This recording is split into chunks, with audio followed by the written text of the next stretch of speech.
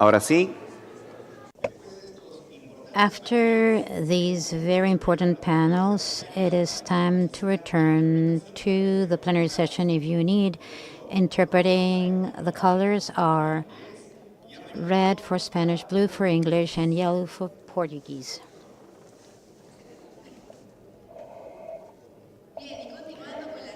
Moving on with today's agenda, we will begin the first plenary session entitled Innovation for Sustainable Impact.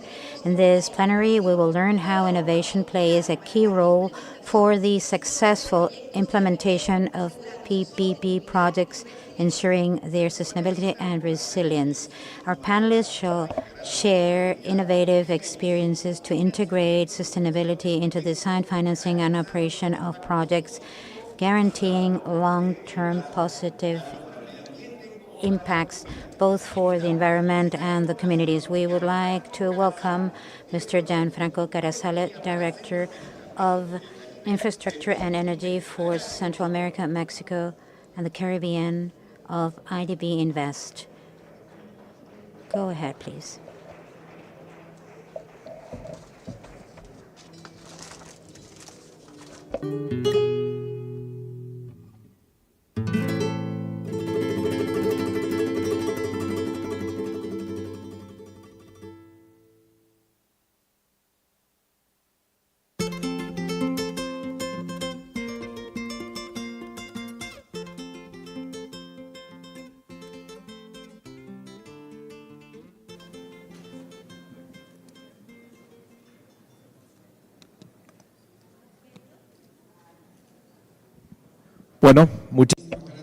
Thank you so much. It is a pleasure for me to be moderating this panel with this very important group of experts in sustainability matters. This panel is focused on innovation and sustainability in the case of PPP projects. My name is Gianfranco Carasale. Let's begin with that. I'm Director of Infrastructure and Energy for Central America, Mexico, and the Caribbean, where we finance several projects in several fields: education, health, transportation, etc. I'd like to introduce our panel. Byung-Chul Won, Executive Vice President of Korea Overseas Infrastructure and Urban Development Corporation. Sandra Navarro, Presidential Advisor, Office of the President of the Republic of Costa Rica. Thank you for being here. Raul Protasio, Secretary of Environmental Sustainability of the State of Pará, Brazil, and Garel Badmanian, Director General of the Brazilian Forest Service, Brazil. Thank you for being here.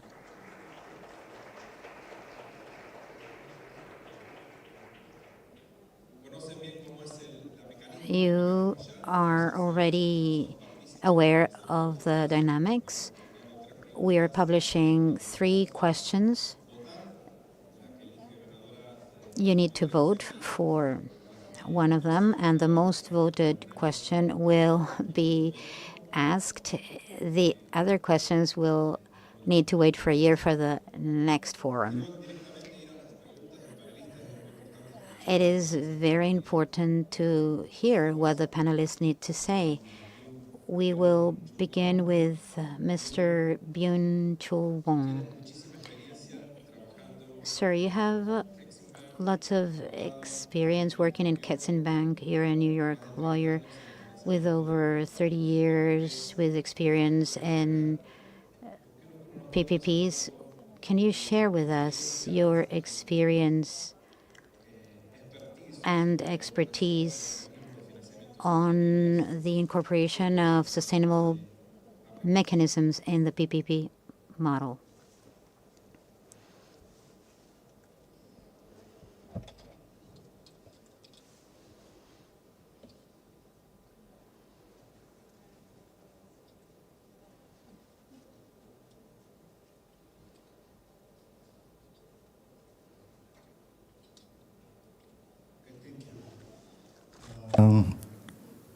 My name is Byung-Chul Won. I'm not fluent in English, so I'd like to talk while looking at the prepared materials. At Kind, we believe that smart financing is the one of the best ways to make infrastructure stronger and more sustainable. Let me share 3 things we focus on. The first, we bring ESG, which stands for environmental and social and governance, into the project from the very beginning. This helps us make sure the project is doing good for people and the planet. And it also attracts long-term investors. For example, in the logistics project in Poland, Europe, we plan to include the ESG goals right in the investment contract. Second, we use blended finance. That means combining public and private funding. So often we working with development banks or export credit agents like Korea Exim Bank. This helps reduce the financing risk for green projects, especially in developing countries. We are using this approach now for the public transport project in the Philippines, in Asia. Third, we are exploring new tools like green and blue bonds. These are special kinds of financing for climate-friendly projects, like renewable energy or protecting coastlines. Now, at Kind, we are looking at using green bonds for renewable energy projects. Of course, we understand the money is not everything. To make these tools work well, we also need good regulations, the proper incentives, and training. So more people can use these tools effectively. Thank you. Muchas gracias, Chul. Interesante el Thank you so much. It's interesting to see how blended finance is used in the financing of these types of infrastructure. These mechanisms are flexible financing mechanisms, and in IDB Invest we have these products to support sustainable infrastructures. We have international donors such as the UK, Finland, Canada. We are trustees in IDB Invest to lend resources in a flexible way, subordinate structures, for instance, less expensive financing to promote projects and incorporate sustainability and resilience criteria in the financing model. And we're doing this, and it is a pleasure to see that Kexing Bank is also using this approach to transactions to make them more sustainable. And Sandra, now it's your turn. Costa Rica is a world example of sustainability. 100% of the energy that you use is renewable. 25% of your territory is a national park or reserve. And you have lots of experience not only in the planning ministry, but also as a presidential advisor in the design and planning of investment. And in Costa Rica, you have been incorporating the social cost of carbon in the decision-making process to decide which infrastructures to support. Can you tell us about your experience?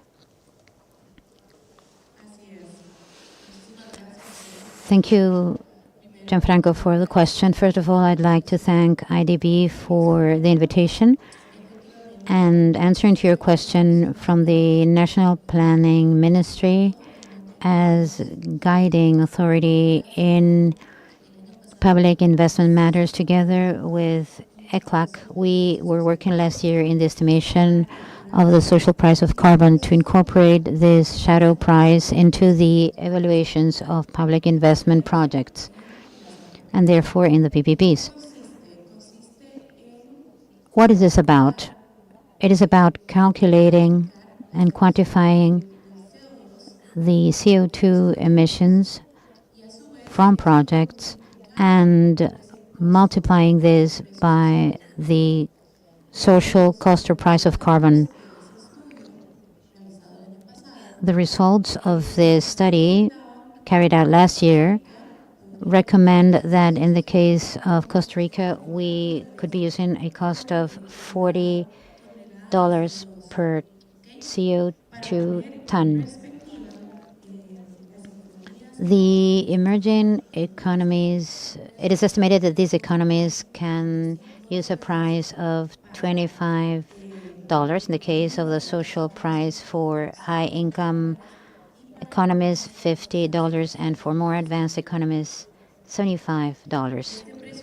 This social price of carbon is important because it allows us to break down or distinguish those investments that generate low CO2 emissions or high emissions, and this allows us in turn to prioritize those investments that are more sustainable.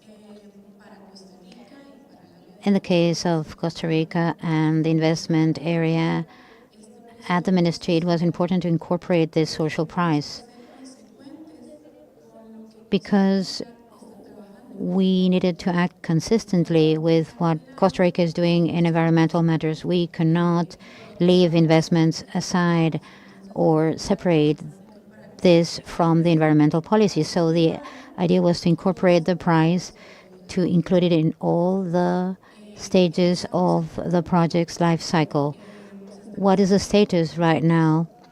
We are conducting pilot projects in the public works and transportation sectors. We are moving on to the road projects. And the idea is to continue incorporating this into other sectors of the economy. Thank you so much.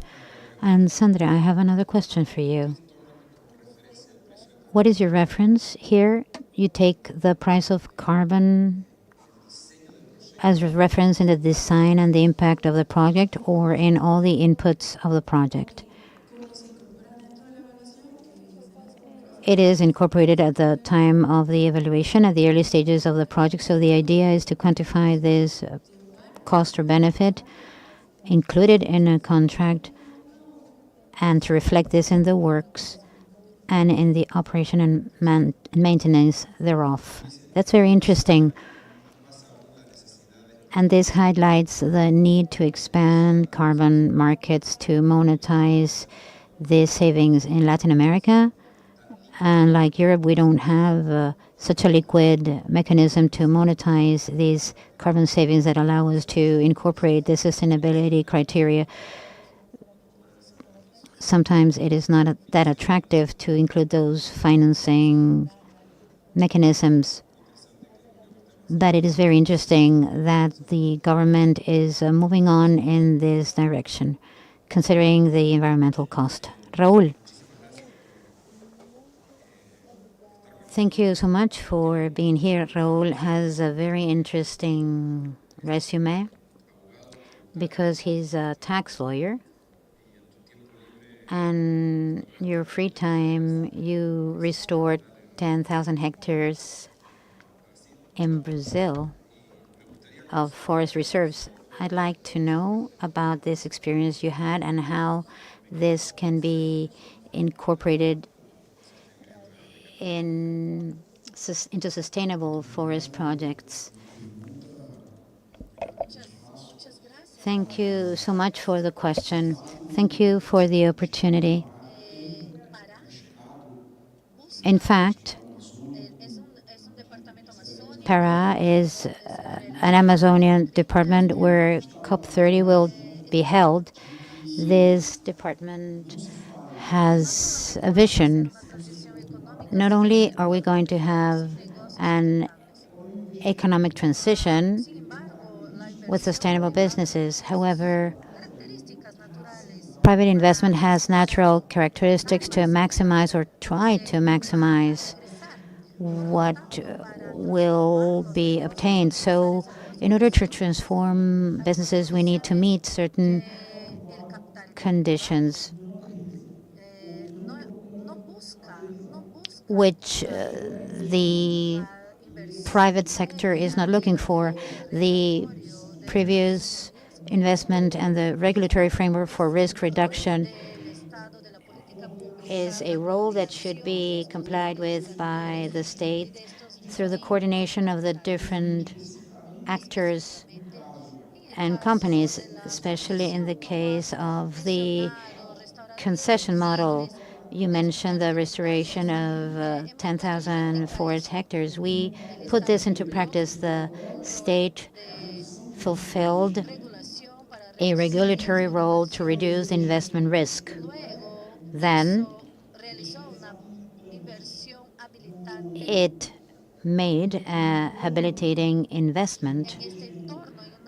In this context, where the project could be implemented to mitigate the social risks, the integrity or integration risks of this project, well, we have made public investment, and this public investment could not pay this restoration directly. It is so very expensive. So the government should find this capital or funding, reduce the risk, and attract business. And to maximize this, we could carry out a restoration project. We're talking about 10,200 hectares. It is an area that will be restored by the private sector. We're talking about project developers. It will be remunerated or compensated by the carbon market. So it actually worked. It worked as a PPP, where each actor was able to carry out the relevant activities. They acted in a context that they know, and they had an impact there. Can I ask you what type of investments did the government make? For the restoration of a certain territory, it is necessary to improve the social conditions of the neighboring communities. The private sector,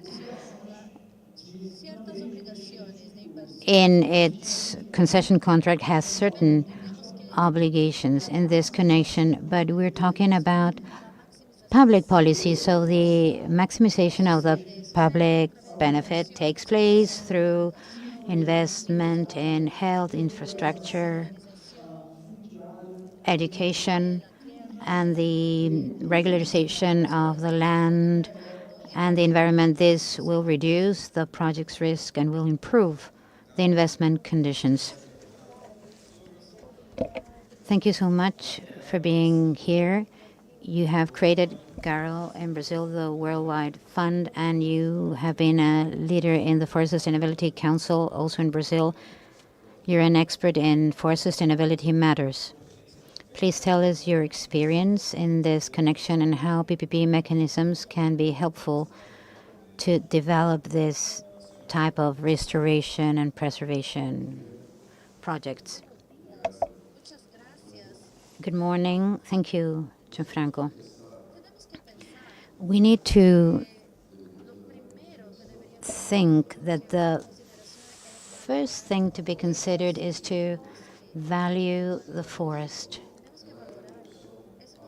It is an alternative to other uses of the land, not only deforestation.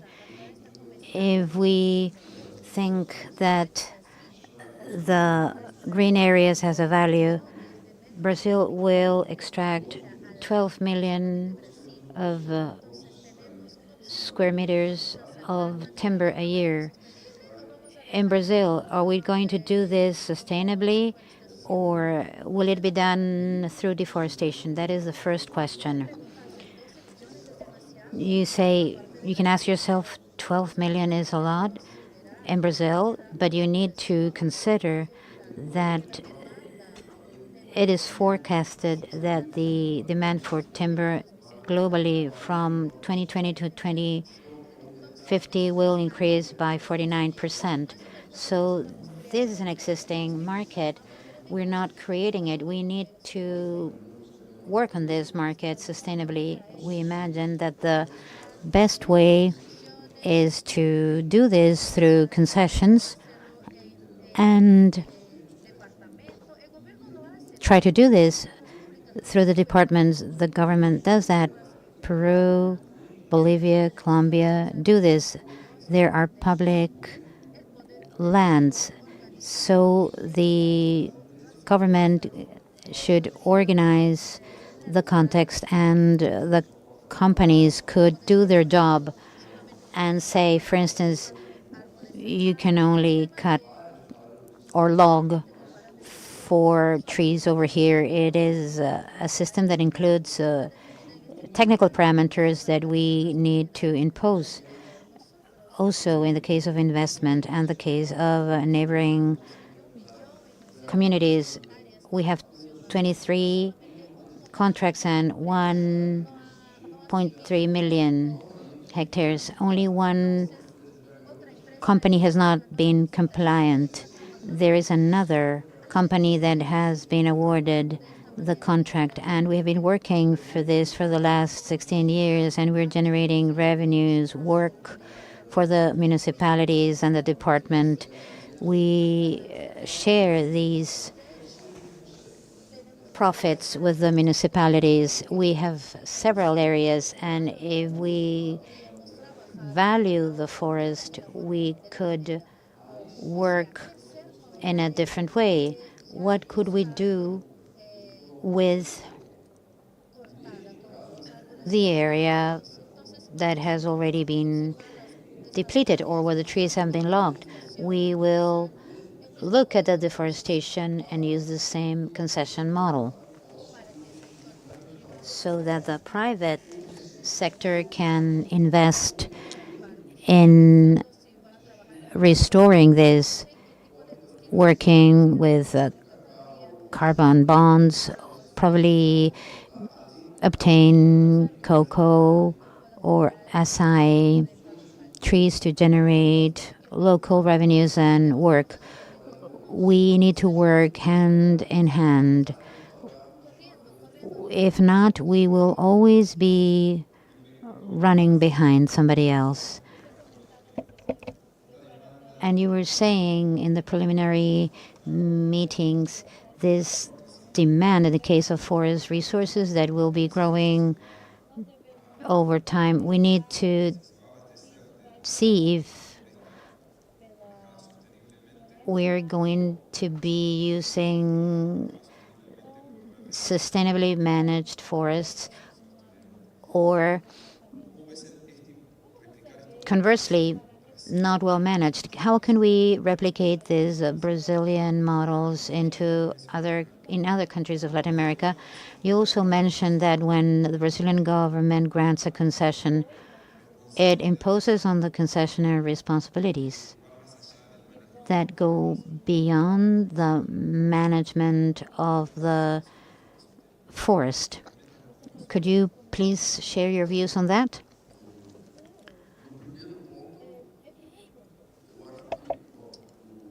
With regard to the first point, or the first part of the question, I believe that there will be an increase of 49%. It is not a commodity. We need to think that there is a tree known as pau rosa. It is used to produce fragrances like Chanel No. 5. There is timber used to manufacture different things. These timber is not affected by climate changes, and we cannot replace this with eucalyptus because timber has different characteristics. I know that we use the umbrella term timber, but there are specific markets with specific prices. There is timber sold at $1,500 and others cost $500 in New York. So we need to look for other markets. This is part of our plans. We establish a percentage of how much extract for each timber species, but we offer incentives. For instance, if the businessman is going to finance research in its concession area, there will be a discount. So a percentage is invested in the community in restoration.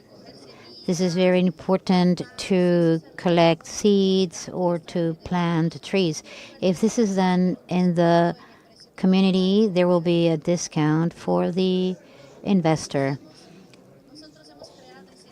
We have created incentives to increase investment in the community and not try to maximize this production in the short run. We have a monitoring system. Why is that? Because it is not very clear in our countries when we think who is the owner of the land. The land is public. It is a national forest. It is guaranteed that you can work there for 40 years according to your contract without the risk of being told that you were operating illegally in a piece of land, that there was another owner. So we are able to guarantee the legal security of this. In Pará, there are incentives for long-term investments. The businessmen do not want to run any risks. They'd like to mitigate any existing risks. And we could do this with this land concession during a certain time and guarantee that this land will continue to be operated. Of course, there could be different services regarding the extraction of timber locally to improve the appeal of the business. Given that we have 7 minutes left, I'd like to see the results of the survey. I think it's the green one, 41%. How can PPPs integrate artificial intelligence and big data technologies in their operation to anticipate and mitigate environmental impacts? Who would like to answer this question? Not me.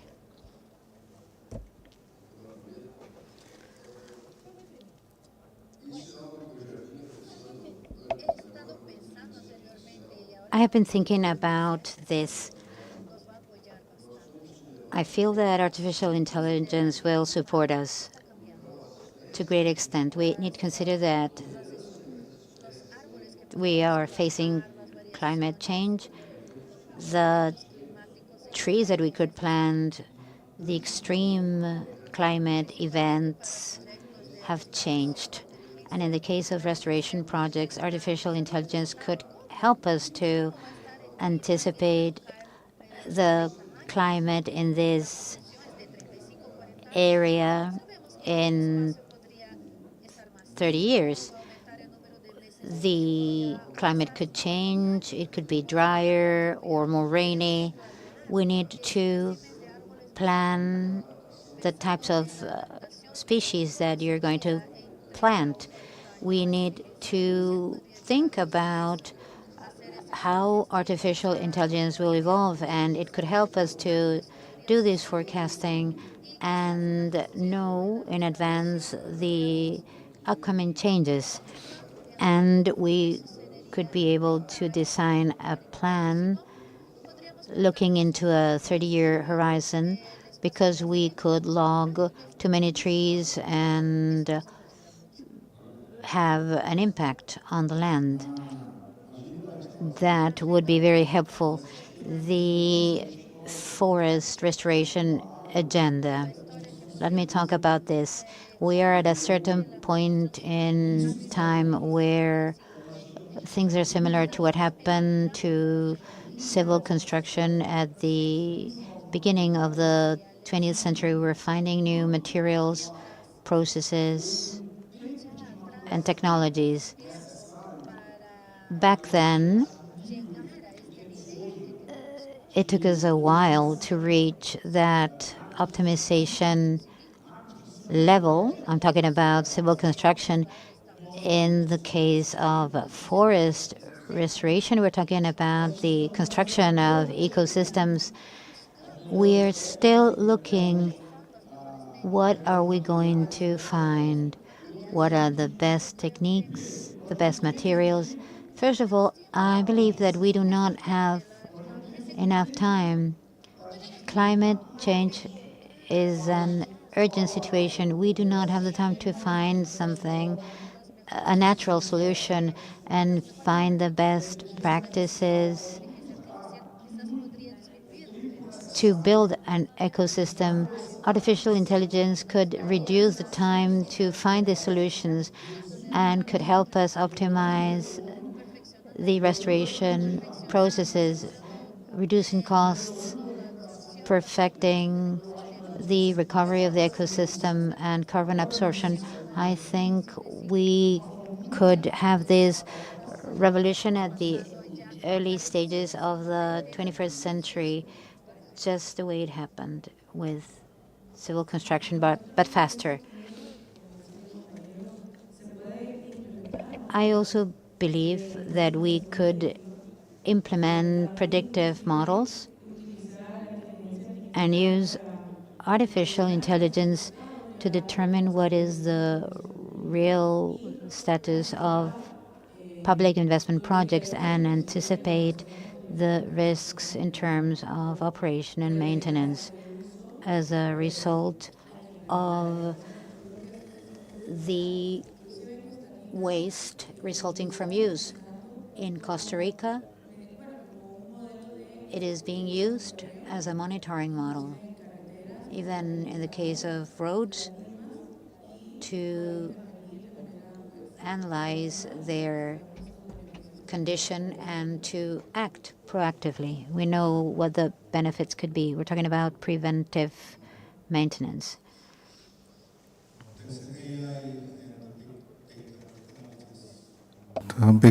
Big differences in how we plan and manage infrastructure. First, during planning, AI can help analyze the risk, like flooding or land use, so we can choose a better project site and make a stronger design. Second, during operations, big data from sensors or satellites can tell us if something's wrong, like too much energy use or water waste, so we can fix problems before they grow. AI also helps us use resources more efficiently. For example, smart traffic systems can cut emissions by reducing traffic jams, and smart water systems can detect leaks before they cause bigger problems. We are working to include these digital tools in our early stage project support, but to make it work, we also need good rules for data use, digital security, and training, especially in countries that are still building their digital infrastructure. Thank you. Thank you. Bueno, un minuto, creo que voy a ser el alumno mejor portado de todos los panelistas. I think that I will be the best moderator because we're closing now on time. Sustainability is important for IDB Invest.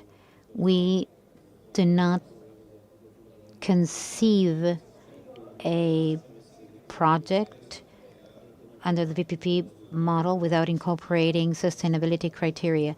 And it is not only in the case of the environment, but also in terms of the social part and also resilience. We incorporate this into our operations, the innovative mechanisms that we have heard or listened to in this panel help us drive transactions that probably are not that sustainable ex ante, but applying these mechanisms, we are able to have sustainable investments, both financially and socially. And what we have heard in the case of Brazil, incorporating the price of carbon, the possibility of using blended finance across the world to promote all of these investments that could not be feasible. And I welcome any questions in this connection. Thank you for your participation. We invite you to stand up for the official picture.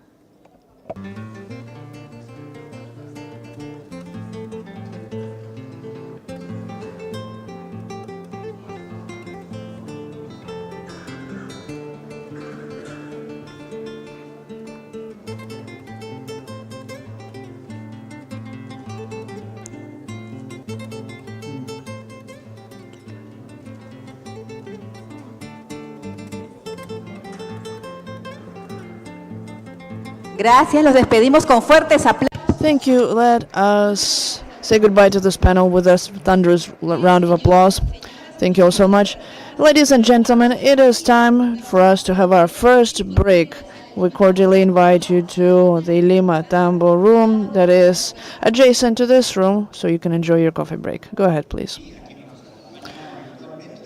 And for those of you who are with us virtually, we give you this time to stretch, drink something, and then meet us again in 10 minutes. Don't miss it.